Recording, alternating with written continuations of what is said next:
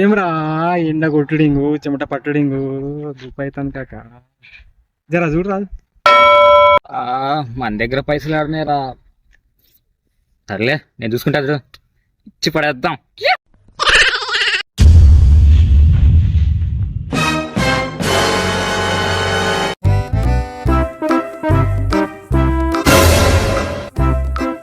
Thums Up కాక set చేద్దామా?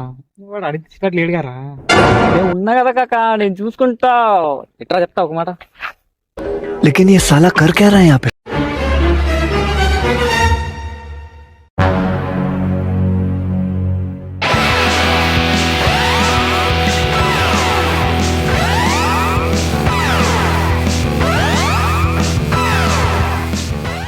పెద్ద ప్లానింగే, పెద్ద ప్లానింగే.